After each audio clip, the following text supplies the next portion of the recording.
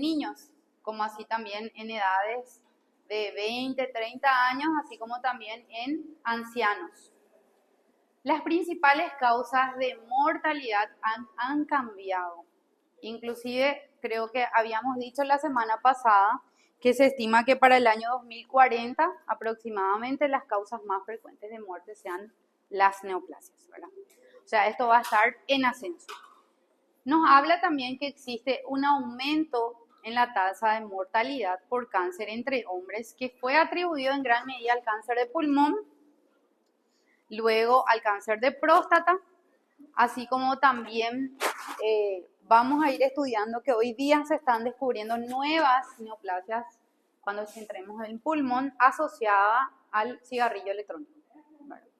Donde vamos a hacer un cálculo, ¿verdad?, sobre todo de cómo esto va afectando a todo lo que es cavidad bucal y tracto digestivo, ¿verdad?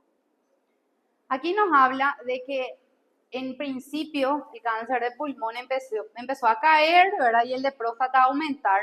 Hoy día están más o menos como empatados, ¿verdad? Próstata y pulmón son los cánceres más frecuentes en el sexo masculino. Ahora, la tasa de mortalidad en mujeres, sin embargo, se vio que se redujo lo que es cáncer de cuello uterino, ¿verdad?, por las campañas amplias de prevención que se han hecho, ¿verdad? Así como también el cáncer de mama está en ascenso. Cada vez tenemos pacientes más jóvenes con tumores más agresivos mamarios. Y justamente ahí vemos el cigarrillo común, ¿verdad?, como lo llaman autopsia del asesino, ¿verdad?, del cigarrillo. Y esto vamos a insistir bastante cuando entremos en cáncer pulmonar, no solo el cigarrillo común, sino el cigarrillo electrónico que está en su auge hoy día, ¿verdad? Entonces, si ustedes se fijan ahí nada más para tener una idea, ¿verdad?, de lo que serían los componentes del cigarrillo, ¿verdad? Tiene desde lo que es metanol combustible, ¿verdad?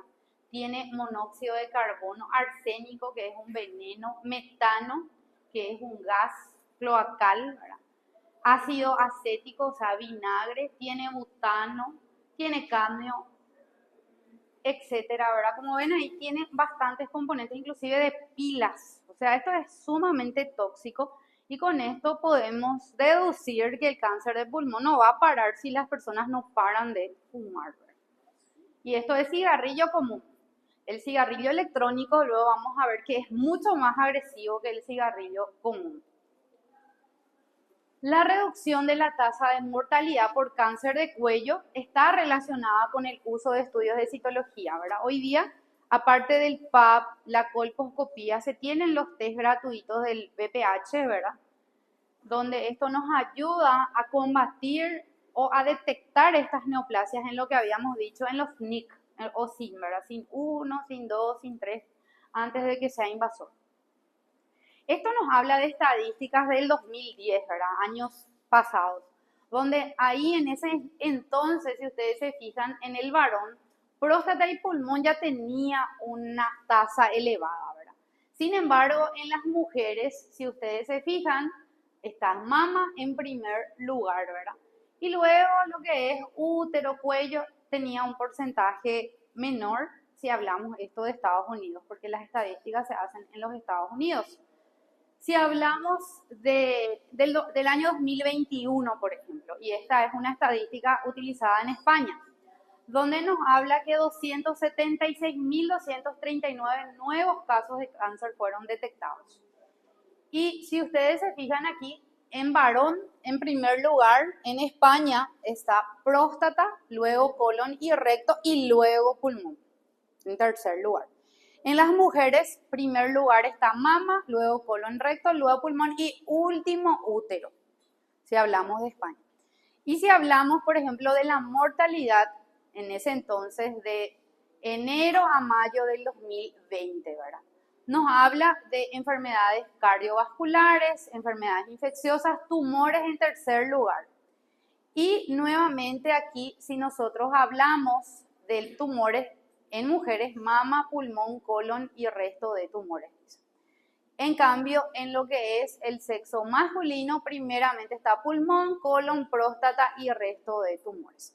Y esta estadística es la que se piensa que para el año 2040 va a ser modificada, ¿verdad? Donde vamos a tener en primer lugar no las enfermedades cardiovasculares, sino las enfermedades neoplásicas. Aquí justamente nos habla, ¿verdad?, de la supervivencia, cómo se vio, ¿verdad? Esta es de la Sociedad de España de Oncología Médica, ¿verdad? Donde cómo esto fue ascendiendo, ¿verdad? En algunas neoplasias y en otras no, ¿verdad? Y nos habla que hay factores de riesgo evitables y nuevamente menciona el tabaco como un factor de riesgo evitable. Menciona las infecciones, ¿verdad? Donde sabemos que en esa época, básicamente 2020 estaba en el auge el COVID. 2021 ya estaba en descenso, ¿verdad? El alcohol, el sedentarismo y las dietas inadecuadas, insuficientes, frutas y verduras, así como también cuando entremos en cáncer gástrico, vamos a ver que el hábito, o sea, la dieta, influye muchísimo con las neoplasias del tracto digestivo. Ya sea, cuando hablemos de esófago, por ejemplo, los cánceres de esófago están asociados, aparte de la genética, siempre la genética va a ser en primer lugar, ¿verdad? Con, por ejemplo, el hábito de tomar mate caliente. Inclusive, si hablamos de estadística de Brasil, el sur del Brasil habla de una tasa altísima de cáncer de esófago. ¿Qué hacen la gente del sur del Brasil? No está mal tomar mate. Lo que está mal es tomar mate muy caliente, ¿verdad? Y mucha gente está acostumbrada. Café también, muy caliente, ¿verdad? Entonces, está asociado, ¿verdad?, con las neoplasias esofágicas. Por ejemplo, cuando entremos en cáncer gástrico y cáncer de colon, justamente vamos a hablar de la alimentación nuevamente, ¿verdad? Y ahí se habla de una alimentación que estoy segura que es común, porque yo también fui estudiante alguna vez y también consumí alguna vez. ¿Conocen los fideos rápidos? Tipo Nissin, después hay otros que vienen así en potecitos, tipo comidas chinas, ¿verdad? ¿En cuántos minutos de cocción están estos alimentos? 3 minutos, algunos 5, ¿verdad? A veces menos. Entonces se hizo un estudio de endoscopía digestiva alta. Se agarró pacientes que consumían, vamos a usar Nissin de ejemplo, ¿verdad? Nissin. Y se agarró personas que consumían fideos tipo bien cocinados, ya sea que se cocinó aparte el fideo, aparte la carne, se hizo lo que aquí le llamamos un tallarín. ¿Cómo se dice tallarín? Tallarín. ¿Cuánto tiempo demora en preparar un tallarín que no sea Nissin? ¿Están seguros? ¿Cocinar la carne? No, no, yo le estoy hablando de todo, de que ya esté listo. 30, 40 minutos. Vamos a poner 30. Vamos a poner 30 a 40 minutos versus 3 a 5 minutos de las comidas rápidas, ¿verdad? Se vio, ¿verdad?, en estas personas que consumieron, se agarró dos grupos, como les digo. Algunos se les dio que coman el Nissin, al otro grupo se les dio que coman el tallarín que fue cocinado en mayor tiempo. Bueno, se vio que las personas que consumían las comidas rápidas, tipo Nissin, eliminaban en 3 días. En 3 días del tracto digestivo. Sin embargo, aquellas personas que comían el tallarín bien preparado, bien cocinado, eliminaban ya pasando 1 hora, 40 minutos, 1 hora, ya se eliminaba eso de la cavidad gástrica. Entonces, esa fisiopatología vamos a ir estudiando cuando entremos en gastro y cuando entremos en colon, ¿verdad? Pero cuanto más en contacto estén los alimentos en el tracto digestivo y en el colon, eso más van dañando la mucosa de esos órganos. Entonces, es sumamente dañino aquellas comidas rápidas. Desde que vi ese estudio ya no comí, por más de que es rico, ¿verdad? Sabemos que es rico comer un Nissin, le llena a veces rápido, porque muchas veces uno no tiene tiempo, ¿verdad? Porque tiene que estudiar y es algo común en los estudiantes, pero es sumamente dañino, no solo por la cantidad de sal, porque aparte tiene su sal, que o sea, su condimento, que también es bastante tóxico, ¿vale? Bueno, siguiendo con la estadística del cáncer, en el año 2022, los tres tipos de cánceres con números de casos más frecuentes fueron el cáncer de pulmón, donde ahí ya se vio, como dijimos al principio el cáncer de pulmón empezó a bajar, a disminuir, ¿verdad? Y empezar a aumentar el cáncer de próstata, ¿verdad? Pero con el uso del cigarrillo electrónico justamente, esto llegó al auge principal, 2,5 millones de casos nuevos de cáncer. Cáncer de mama, 2,3 casos millones nuevos, ¿verdad? Cáncer de colon, recto, justamente lo que decíamos, la alimentación, que tiene un papel fundamental en la fisiopatología de los cánceres de colon y recto, 1,9 millones. En cuanto a la mortalidad, el cáncer de pulmón también fue el causante principal de causa de muerte, siendo 1,8 millones de muertes, seguido por el cáncer de colon recto, hígado, mama y estómago. En los Estados Unidos, que es el país que más investiga, también esto se vio, ¿verdad? ¿Cuáles eran las neoplasias más frecuentes? Y en primer lugar se vio que era mama, próstata, pulmón, bronquios, colon, recto, melanoma en la piel, vejiga, riñón, pelvis, linfoma no Hodgkin, endometrio, páncreas, leucemias, tiroides e hígado, ¿verdad? Ahora, si hablamos en América, todo lo que es Brasil, Argentina, Paraguay, ¿verdad?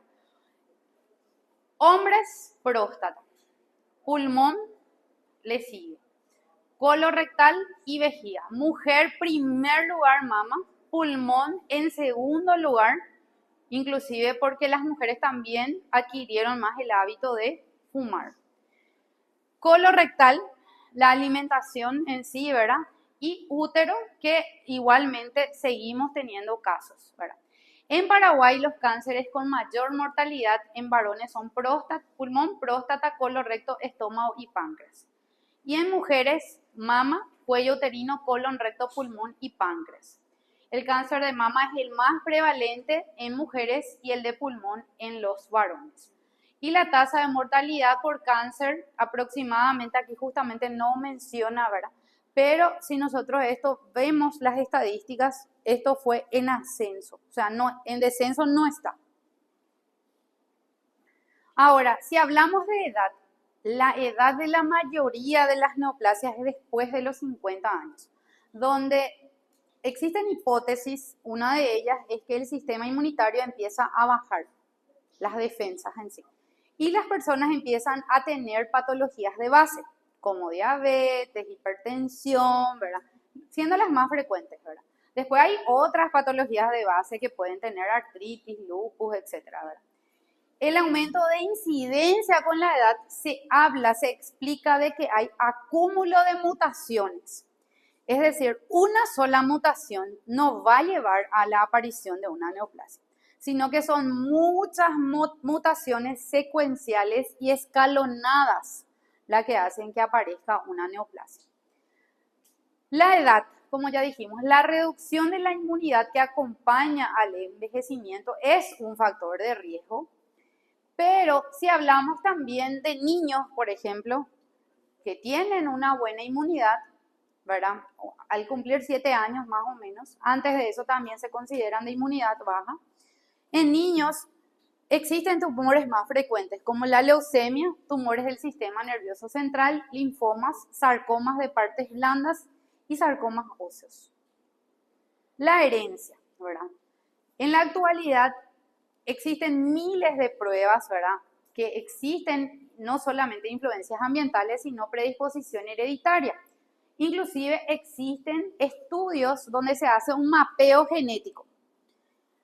En los Estados Unidos, por ejemplo, ellos tienen, por ejemplo, la posibilidad de hacerse un mapeo genético de manera gratuita o pagando un arancel bajo. Aquí nosotros no tenemos en Paraguay esa posibilidad de hacernos un mapeo genético. Por ejemplo, Angelina Jolie, todas la conocen, ella tenía mutaciones en el BRCA1 y BRCA2, que son justamente genes que están involucrados en la patogénesis de cáncer de mama y de ovario. Entonces ella se retiró las mamas y los ovarios. Bueno, entonces, si existiese ese mapeo genético de manera gratuita, estoy segura de que evitaríamos muchas neoplasias, pero no hay. En el Brasil se hace, pero no para todos los genes y no es gratuito, que yo sepa. Es pagado y no hay para todos los genes. O sea, es para una cantidad, ¿verdad? Solamente.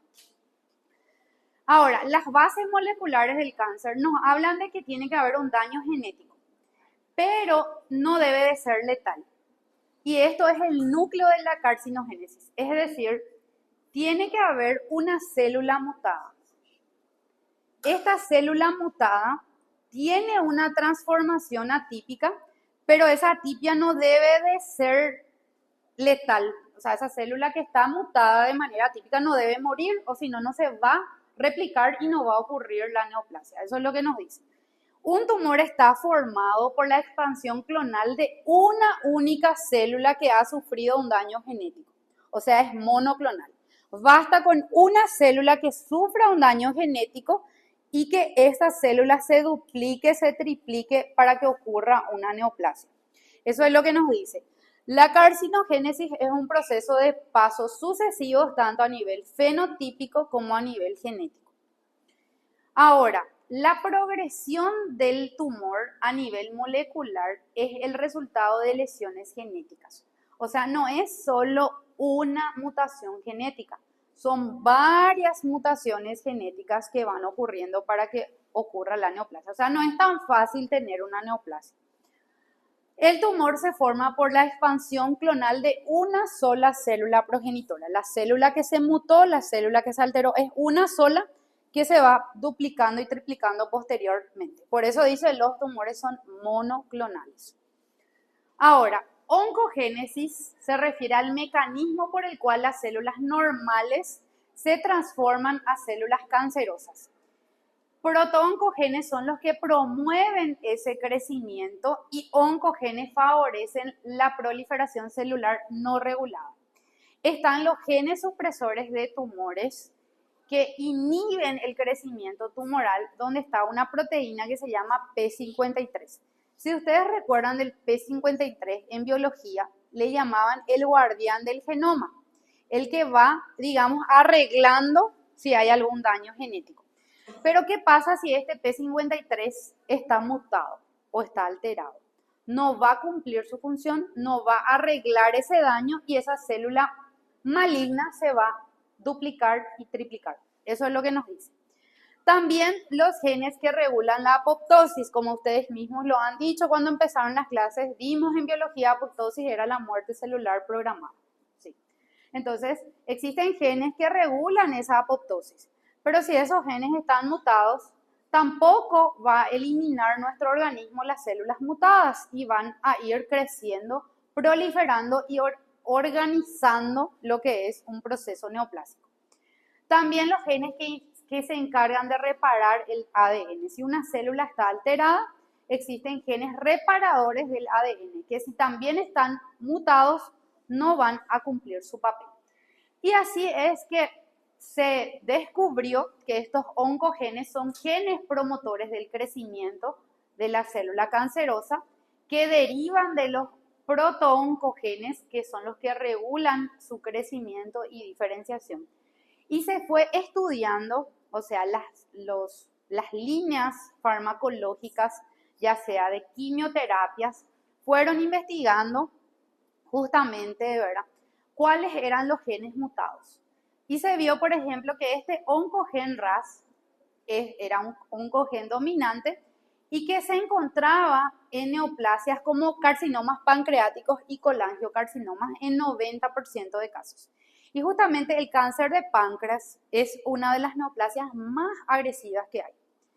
tiene 5% de sobrevida una vez que se detecta. O sea, cáncer de páncreas y colangio son los de peor pronóstico. O sea, son uno de los de peor pronóstico porque hay varios, ¿verdad? Y se vio que este oncogen RAS estaba presente en el 90% de estas neoplasias. Luego también se vio que en el 50% estaba presente en cáncer de colon, endometrio y tiroides. 30% en cáncer de pulmón, leucemias, y esto actúa en el ciclo celular en la fase de G1 a S. Entonces, justamente en esa fase del ciclo celular es donde intentan actuar estos fármacos.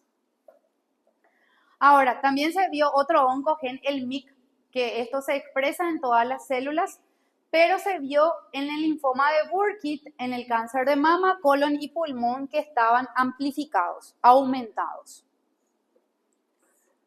También las ciclinas y quinasas dependientes de ciclina, que alguna vez habrán escuchado hablar en biología, quinasas, ciclinas, ¿verdad?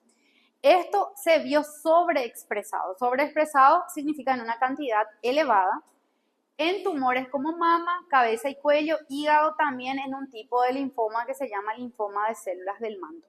Linfoma no entra en, así como tal, hemato nosotros no tenemos en la parte del cronograma. Pero para que sepan, linfoma hay como 200 tipos. Y es bien de especialidad, bien de hemato. Por eso es que no entra, ¿verdad? En el cronograma. Solo el linfoma de Hodgkin que vamos a ver. Oncosupresores regulan el crecimiento celular, son genes cancerígenos recesivos, solo son funcionalmente inactivos cuando ambas copias están alterados. Y como dijimos, el P53, su función es inhibir el crecimiento de células malignas. Por eso le llaman el guardián del genoma. Ahora, el P53, guardián del genoma contra la formación del cáncer, está localizado en el cromosoma 17, es el blanco habitual de alteraciones genéticas en tumores humanos y es el más estudiado para el tratamiento de los pacientes por parte de los oncólogos. 50% presentan mutaciones en este gen, la mayoría de las neoplasias, con el dominio en la unión con el DNA. Puede ocurrir en cualquier tipo de cáncer, incluyendo los más frecuentes pulmón, colon y mama. Las actividades más importantes son la detención del ciclo celular e iniciación de la apoptosis cuando hay un daño. En resumen, este P53 ayuda a reparar el DNA y evitar que ocurra una neoplasia. Los genes reguladores de la apoptosis. Aquí justamente tenemos que hay un aumento de expresión de proteínas contra la apoptosis que hacen que las células dañadas puedan sobrevivir más y acumulen mutaciones genéticas, como por ejemplo el linfoma folicular. Y aquí nos muestra una patogénesis en múltiples pasos. Si se fijan de este lado, nos habla primeramente de un epitelio normal, donde, por ejemplo, hay una pérdida o mutación en un cromosoma. Aquí nos da como ejemplo el cromosoma 5Q. Hay un epitelio hiperproliferativo histológicamente, hay una pérdida de la metilación del ADN, hay un adenoma temprano. Un adenoma, recuerden que era una lesión, que adenoma nos habla todavía de que es algo benigno, ¿verdad? Después, si hay más mutaciones en el 12P, nos habla ya de un adenoma intermedio, que ya está, digamos, ahí. Y luego ya un adenoma tardío, donde hay otra pérdida de otro cromosoma, y luego ya la aparición de un carcinoma. O sea, lo que nos dice es que la pérdida de cromosomas, ganancia o metilaciones que ocurren a nivel molecular son paralelos a los cambios que van ocurriendo al epitelio. Y que no es solo un cambio que necesitamos, ni histológico ni molecular, sino que son cambios sucesivos, escalonados para que aparezca una neoplasia. En resumen, no es tan fácil que ocurra una neoplasia, ¿verdad? Desarrollo de la angiogénesis. Todo tumor tiene una nueva vascularización. ¿Qué significa eso? Que no es que, por ejemplo, si hay un tumor en ovario, ese se nutre de los vasos del ovario. sino que se nutre de vasos propios. Y a esto se le llama angiogénesis, que son los nutrientes que se suministran al tumor para que pueda crecer. Puede darse por reclutamiento de células endoteliales o capilares existentes. Los vasos tumorales difieren de los normales porque son tortuosos y de manera irregular. Y aquí nos hace una comparación, ¿verdad?, fisiológica, donde nos muestra cómo sería una circulación normal. Arteriolas, capilares, vénulas, ¿verdad? Sin embargo, una circulación, una angiogénesis de una neoplasia. Como ven ahí, prácticamente esto está desorganizado, no tiene esa organización arteriola, capilar, vénula. Por ejemplo, aquí nos dice que si es normal, la red es madura, es estable, las células cumplen su papel. Sin embargo, si esto es anormal, la red es inestable, la estructura es anormal, es inapropiada para su vascularización, por lo cual muchas veces esto culmina con lo que sería, como habíamos mencionado, ¿verdad?, una necrosis. Invasión y metástasis. Dijimos que la metástasis era la migración de una neoplasia, ¿verdad?, a un sitio distinto del origen y que no exista una conexión anatómica entre los dos, ¿verdad? Y dijimos que en cuanto a las metástasis había varios caminos, desde siembras, vías linfáticas, vías hemáticas, ¿verdad? Ahora, ¿qué es lo que va ocurriendo realmente a nivel molecular? Lo que nosotros estudiamos hace rato era a nivel clínico e histopatológico. Ahora, a nivel molecular, existe una cascada de metástasis, donde hay dos fases: invasión de la matriz extracelular, diseminación vascular y asentamiento de las células tumorales a un foco secundario. Entonces, primeramente lo que ocurre es invasión a la matriz extracelular. Las células se van desprendiendo unas de otras, es decir, pierden su adhesividad. Como ustedes estudiaron en biología, en histología, ¿verdad? Las células tienen uniones. Existe la unión célula-célula que ustedes estudiaron. Entonces aquí, por ejemplo, nos da como ejemplo unas células cilíndricas, ¿verdad?, que normalmente estas están unidas, y aquí nos muestra la caderina como ejemplo, que las une. Sin embargo, cuando esto ya es una neoplasia maligna, lo primero que ocurre es que las células se desprenden y lo que van a intentar es romper la lámina basal para volverse infiltrantes, ¿verdad? Entonces pierden la adhesividad, se sueltan, se desprenden. Esto es el primer paso. Luego invaden la matriz extracelular. Ellos se unen a la membrana basal por receptores de laminina y secretan enzimas proteolíticas como la colagenasa tipo 4 y activadoras del plasminógeno. Si ustedes recuerdan, el colágeno aquí en la membrana basal era tipo 4. Entonces existen enzimas que van y destruyen esa membrana basal para que la célula pueda penetrar, ¿verdad?, puedan invadir. Entonces este sería el segundo paso: adherirse a la membrana basal y destruir esa membrana basal. Ahora, posteriormente en el paso 3 ya van como comiendo esa membrana basal, van degradando esa membrana basal y posteriormente migran esas células tumorales. Aquí, por ejemplo, vemos que van degradando esta membrana basal y aquí ocurre la migración de las células malignas. Y eso es lo que denominamos justamente carcinoma. Cuando ya es invasivo, es carcinoma invasor. ¿Qué es esto? Rompió la membrana basal. Entonces, estos son los 4 pasos de la invasión de la matriz extracelular. Primero, pierde la unión célula-célula. Segundo, empieza a adherirse a la membrana. Tercero, empieza a degradar la membrana. Y por último, penetra en el estroma. Ahora, diseminación vascular y asentamiento. Una vez que se metió en el estroma, si nosotros hablamos, por ejemplo, un estroma que tiene de la piel, ¿quién tenemos en el estroma? Tenemos una dermis superficial, una dermis profunda, ¿verdad? ¿Qué teníamos en la dermis superficial y en la profunda? Tejido laxo, tejido denso, irregular, teníamos vasos, nervios, glándulas, ¿verdad? Entonces, lo que van haciendo, como dijimos, es primero se meten en los vasos linfáticos y en los vasos de tipo vena. Entonces, aquí nos muestra cómo sería una metástasis. Por ejemplo, aquí rompió la lámina basal, entró en el estroma, le encontró a un vaso. Se mete en el vaso, ¿verdad? Como dice aquí, una vez en la circulación, antes de que se meta en el vaso, esto es atacado por células inflamatorias, porque nosotros tenemos células del sistema inmunitario que intentan eliminar. Inclusive una vez que penetró dentro del vaso sanguíneo linfático, esto es atacado por células inmunitarias, ¿verdad? Ya sea inmunidad adquirida o inmunidad innata, ¿verdad? Si el organismo es muy fuerte, capaz que no se llegue a desarrollar, a invadir mucho, ¿verdad?